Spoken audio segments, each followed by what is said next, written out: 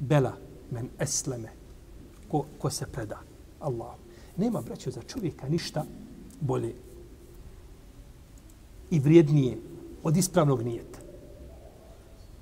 Ispravan nijet, on se mu sudi. Trojica prva sa kojima će biti potpaljena vatra. Ko su? Mudžahid, čovjek koji je učio Kur'an i koji je davao sedaku.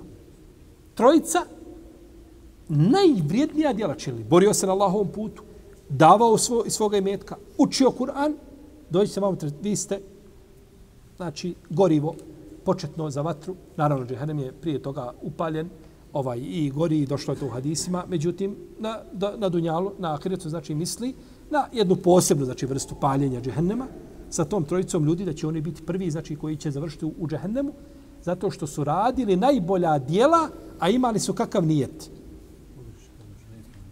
Ha, momci, kakav nijet? Ispravan ili neispravan? Neispravan nije. Dobro. Hajmo obrnuti situaciju. Kod Buhari ima hadis da je čovjek izišao jedne večeri i kaže večeras ću udjeliti sadaku. I dadne bogatašu. Išao ulicom, ko bi, kaže, i u ruku.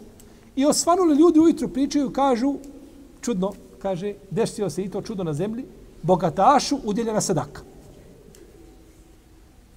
Kaže, narodna večer, kaže, opet ću, kaže, udjeliti sadaku. Hodao po ulici, gledao i ovoga ću dođi vamo i sadaka. Kada ono kradljivcu. Osvanuli ljudi ujutro pričaju i kažu, i to se čudo desilo, kradljivcu da udjeljena sadaka. Treće večer, kaže, udjelit ću opet sadaku. Pa je izišao i naišao je pored žene koja je bila mumise, koja je bila pokvarana. Nevaljala žena, tako. Nemoralnica. Pa je dao sadaku. Pa su ljudi osvalili, kažu šta je ovo? I nemoralnica dobila sadaku. Pa je rečeno, kaže, možda se onaj bogataš ugleda na ovoga, pa i on bude udjeljivao. Možda kradljivac uzme te pare, pa više ne mora krasti. A možda žena koja se bavila zabranjenim poslovima i zabranjenim načinom stjecanja opskrbe, da je to bude imetak kojim će živjeti, neće činiti ono što je zabranjeno. Uradio je pogrešna dijela kakvim nijetom. Jeste vidjeli razlike?